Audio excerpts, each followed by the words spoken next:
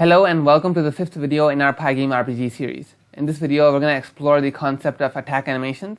We're basically going to give our player the attack feature and then give him some animations for that attack and then also improve upon some earlier concepts.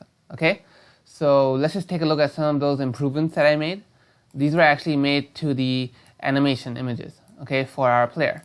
One thing you can notice is that they're all even now. They're all the same size. They're the same width and the same height, okay. This is something that's good for consistency, okay. However, this is also going to cause some problems, okay, not problems, more like we're going to need to change our current system up a bit, okay. So we'll get to that in a minute, but before that I want to explain why I did this, okay.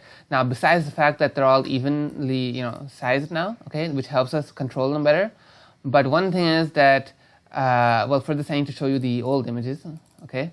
Now take a look at these old images over here. Now I want you to focus on these two in particular, okay? Or actually any pair of left and right attacks are gonna work. But over here, for instance, now you can see that the player over here, okay, is not centered, okay? He's not in the center of the image. That's the problem in both of these images. In the right one, he's near the right of the image. Sorry, the left. And in the left one, he's on the right side of the image. This is the problem. Why? Because over here, when we swap from, say, the left image, this left idle pose, to the left attack pose, what's going to happen is that the player is actually going to move backwards. How is this going to happen? Because right now, imagine this. He's positioned, okay, he's centered, and then you basically play this image, you swap to this image, and the image is larger for one, okay, so basically he's being drawn further back. He's basically being pushed back. This is a problem, okay. Now again, this is a bit hard to understand. I myself didn't understand it when I was just looking at the images. So what I suggest you do is actually try running our code later on with these images, okay. If you've already been downloading them, you'll notice that the first 4 tutorials that I made, they all have these old images. And the 5th one, okay, which is today's video, is going to have the updated ones. So if you really want to explore this concept completely, then I advise you to go and just replace these images, okay? That's all you have to do. And then you'll notice the problem, okay? You'll notice what's really happening, okay? Great. Now let's actually begin, okay? I have the player and game files opened up here, okay? Now what I want to do here is actually make a few changes, okay? First of all, we cannot use getRect any longer, okay? Now, why we can't use getRect any longer? Because there's a lot of white space. There's a lot of white space in those images. And if I define the player rect as that white space as well, then we're going to run into problems. Let me show you something. Okay, I'm going to go down to the render function over here and use the draw.rect function. Okay, this takes the surface to be drawn to. Okay. This takes the color of the rect that you want to draw, and this finally takes the rect. Okay, what this is going to do is draw our rectangle to the screen. Okay, I'm actually going to swap them over here. Okay, I think you'll have an easier time understanding if I draw the player over the rectangle. Okay, so let me go back into the game file and run this now. Okay, take a look at that. Do you see the problem? The problem is that the player is only occupies this region, okay, but the rectangle is currently the entire area around him as well. So this is a problem. And later on in the next video, when we implement the enemy, and this is going to cause a problem, because if the enemy, for instance, attacks this region, okay, even though the player doesn't occupy that region, the rectangle does. Okay, the rectangle is basically meant to act as a hitbox. So basically, if the enemy attacks this region, okay, then the player is basically going to get hit. Okay, which is not what we want. So basically, I'm going to go back here and to player, and we're going to have to remove the use of the getRect function, unfortunately. So I'm going to go over here and create a rect, okay, using the old-fashioned way. Okay, this takes 4 parameters. Okay, remember I told you earlier that there are 4 values in a rect. Okay, the x position, the y position, the width, and the height. So I just put the you know what, this is a good opportunity to actually remove this line so we can be more concise. So I'll put x over here, y over here from our parameters, okay, and then I'll make the width how much? About 35, and the width and the height 50. Okay, I know this because I worked on the images and I know the sizes. Okay, but if you guys want to know how big to make the hitbox, basically just go and take a look at the size of your player. Okay, just measure him a bit and you'll figure that out. Okay, so yeah, there's one more change I want to do, because if I run this currently, what I'm gonna get is this. Okay, now we have a very player-sized hitbox, which is good, but the problem is that how do I put this? The rectangle is larger. Sorry, it's on the wrong side. Sorry, so we need to fix that. Okay, I'm gonna go here, and in the move function, where we basically update the rect with the position of self.pause, what I'm going to do is self.rect.x, I'm going to plus or minus? Plus. So yeah, plus 32. Plus 32 is roughly the offset that I need to center it correctly. Okay, I know this because the width of the rectangle is 100, and the let's see, the width of the rectangle is 100. Okay, for the image, and the width for the hitbox is 35. So yeah. So that's pretty good, honestly. You can see here that it's working out pretty well. Okay, it matches the player very well, and later on when we implement the enemy, we can expect accurate collisions. Okay, great. Now let's go ahead and actually implement those attack animations. Okay, first thing I'm going to do is go over here and create a new section for player attacking. Self.attacking, okay, is equal to false, and self.attackFrame is equal to 0. Okay, now do we need anything else? Not yet, I think. No, not yet. Later on we'll add stuff for spells and stuff, but that comes later. Or actually, there's one thing that I think I should add. Okay, I'm going to try adding this. I'll call this the attack buffer, or the attack counter. Okay, and I'll put that to 0. Again, this is kind of an optional feature that wasn't there in my website tutorial. This is something new that I just thought of. Okay, so I'll go here and make a new function for attack. Def attack self. Okay. Before we actually work on the attack function, though, it's a better idea to go and load the animations. Okay, so I'll go back up here and say attack animation right. Okay, and I'll also make one for the left attack animation. Left. Okay. Now let me go here into the RPG folder and let's take a look at these images. Okay. So how many do we have first of all? 1, 2, 3, 4, 5. Okay, we have 5 animations. All right. So we should first start off with the idle pose. Okay, which is basically this one. Next, we should take in the attack pose. Okay, which is player. Let me just check that again. Player attack. Okay, player attack. And now let's go ahead and copy paste this several times. Okay, and there we go. Attack 2, attack 3, attack 4, attack 5. That's a little too many actually. We don't even have that many, do we? Okay, slight mistake. There's a general attack. Okay, which I don't know why I didn't name attack 1. You know what? Let's go ahead and do that.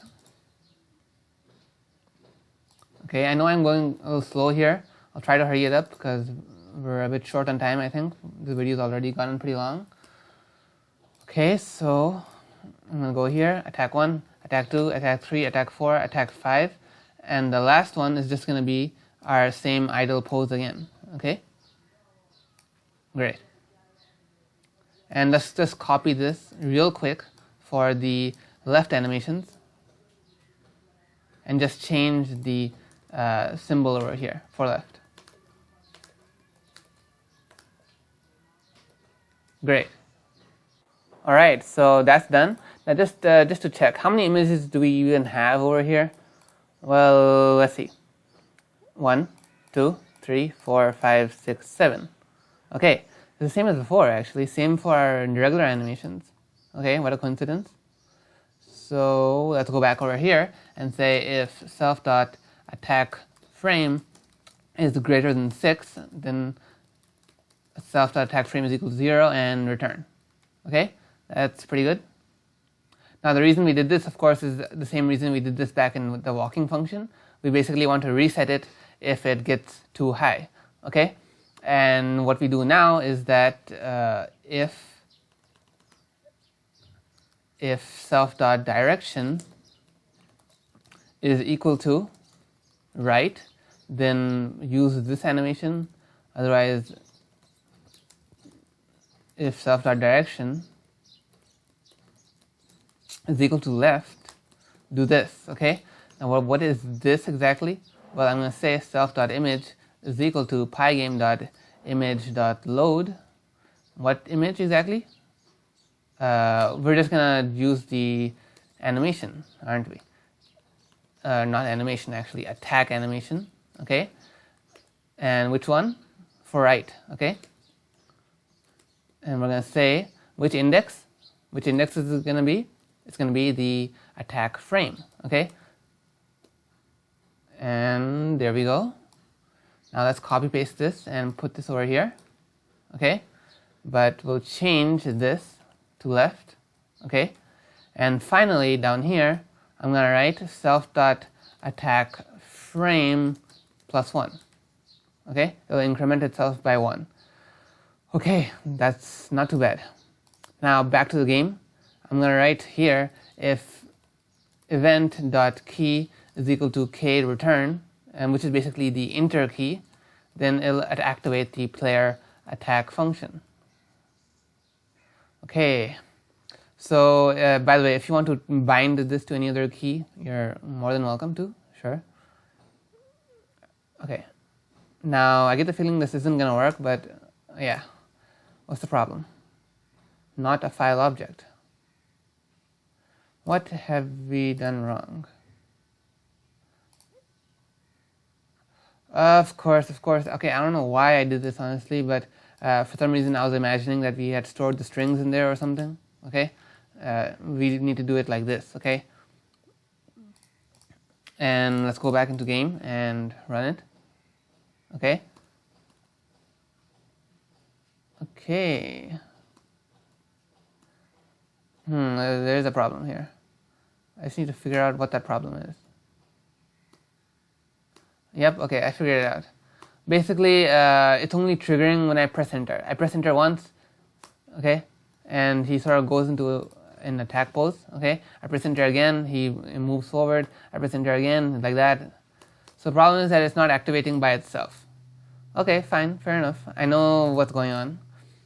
We need to use the self.attacking variable to basically track whether he's actually in an attacking pose or not. Okay, so just to reiterate, just so that you properly understand, the problem is over here is that in game, okay, when we press enter, the player.attack function is called, but only once. Okay, it's only called once. So the problem is that it only moves forward by 1 frame. So we're in big trouble. So we need to go around and fix that. How are we going to do that? Well, I think I have an idea. Let me try. I'm going to go here and say self.attack. Okay, I'll call the attack function in this update function, which gets called every single frame. Okay. Now we're going to use self.attacking to basically prevent it from being run each frame, the self.attack function, okay? Because if it runs like this in the update function, then it'll be called all the time. So the player will be attacking all the time. And you know what? Let's just go ahead and try running that, just to see what happens. Well, yeah, there you go. Okay, it's lagging a bit due to the screen recorder, but basically, yeah, this is the attack animation. It actually looks pretty decent, if I may say so myself. The animation itself, I mean. So let's go there and fix things a bit. For one, I'm going to go in game and say that when I call the attack function, okay, I want to basically change the player.jumping status, okay, to true. Okay, sorry, what am I doing? I meant the player.attacking status, okay? And when I go into player over here, I'm going to put a condition. Only do this if self.attacking is equal to true, okay? And over here I'm going to go and say self.attacking is equal to false. Why? Because once we've reached the end of the animation, with this, once he reaches the end of his attack animation, he'll basically reset both the attack frame back to his idle pose, and his attacking state will also go back to false, okay? So I think with this, we actually have it completed, okay? Now let me try running this. Okay, attack. No, he's still attacking. Why is that? Even though I said that it should go back to false. Did I save it? Yeah, I think I did. I did. So what's the problem? Oh, okay. I used the wrong operator. Okay. Now let me try this again. Okay, good. Awesome. Okay, but I have one slight complaint over here. Just one slight nitpick. Okay, that he's attacking a little too fast, right? So what I originally did in my first game, okay, the first version that I made, was that I basically duplicated the animations, okay? Because there were actually about 7 to 8 animations from these sprite sheets that I picked this from, but I only bothered actually picking out 5, okay? In retrospect, I really should have done all of them, but basically I want to use a separate technique over here, where I basically want to double the amount of time we spend on each frame, okay? Because currently this is like 6 frames, basically 6 main frames, so, and we have 60 frames a second, so the attack is lasting only 0.1 seconds, which I think is a little too less. So you know what, I'm going to go ahead and use this variable that we made earlier. Where is it? Attack counter. Okay, I'm going to use this variable, and we're also going to use this later on in another feature, okay? So it's kind of like a double bonus. Okay, how do I deal with this? The attack counter is basically something I want to use to only increment the attack frame once every 2 frames instead of 1 frame. So basically it's like this: self.attack counter is equal, incremented by 1, and if self.attack counter is equal to or greater than 2,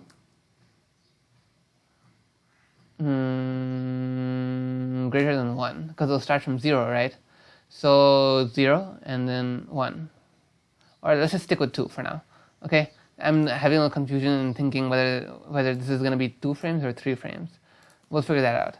So I'll go here and reset this to 0, okay? Do you understand what this is doing? I'm basically incrementing it, okay, the attack counter, and I'm only incrementing the attack frame once this reaches a value of 2. So basically, let's see what's going to happen. The first time this attack function runs, okay, the attack function runs, the attack counter gets upgraded to 1 animation plays. Then we do this again, the attack function runs again, the attack counter gets upgraded to 2, okay, and the animation still stays there. Okay, this is good, this is good. I think this is going to work out. Let's go back to game, and I really hope this stops lagging a bit. Okay, run.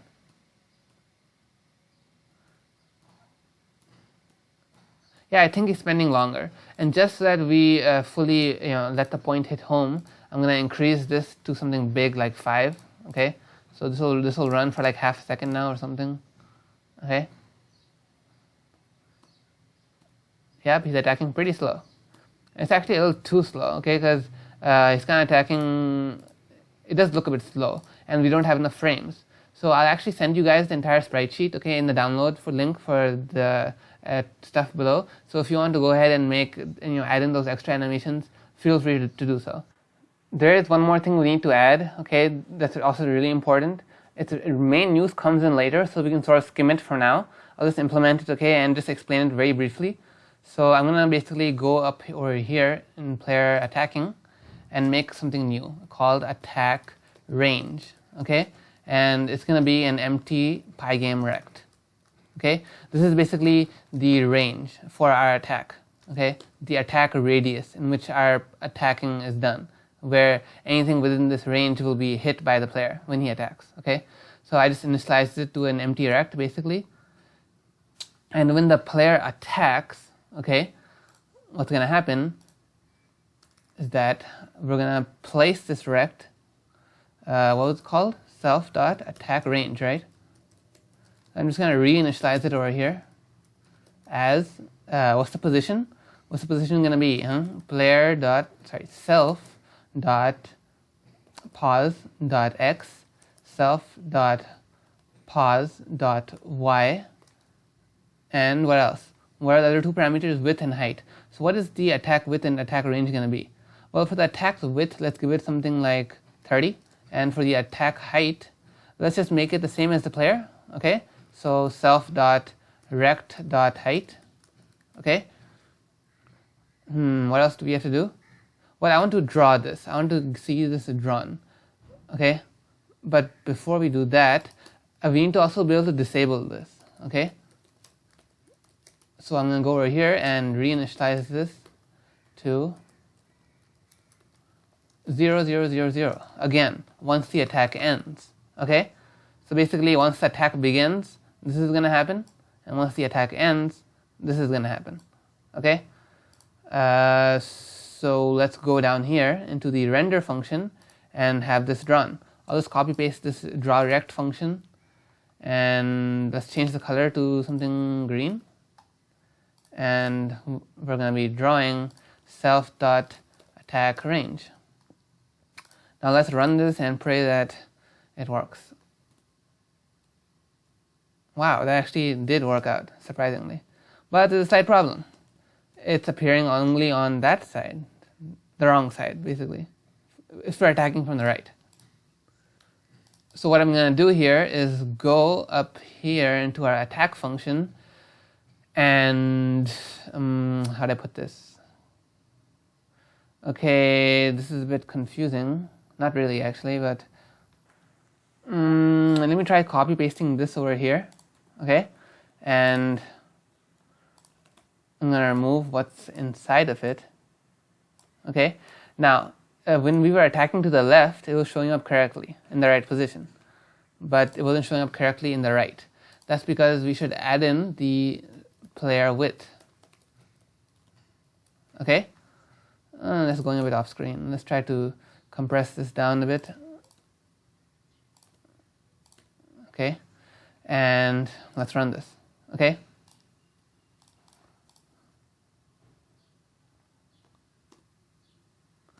Nope.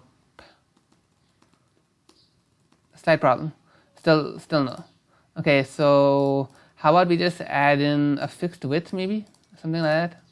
Okay, I'm just gonna put in those spaces again. How do I do this? Okay, I think I got it. Self.rect.top, not top, x plus self.rect.width. I think this will do it. Okay, let's go into game and run it now. Awesome. Okay, so this green region is basically defining the radius, the range in which our player is attacking. Okay, you get it? So basically, later on when we add in enemies and stuff, we can basically use this rectangle as basically a collider against our enemies. So basically, if our enemies enter this green region, okay, they'll be hit. Okay, so this is pretty useful. Honestly, I think this video was pretty good when it came to explaining rects and stuff. I drew them onto the screen. I showed you everything. I showed you how it's working behind the scenes and everything. I hope you found this useful. Again, subscribe if you want to, if you like this content, if you want to see more, because we have a lot more videos coming up, a lot more concepts. Okay, if you want the code, then it's in the description below. There'll be links to my website as well, download links over there. Okay, you can use those links to access the code, access the materials. Okay, it'll all be over there. Other helpful videos, helpful videos that explain the concepts I'm using here as well. Okay, you'll find those there as well. So yeah, make sure to leave a comment if you have some suggestions or something you want to say. Make sure to subscribe, and I guess I'll see you guys in a later video. Okay.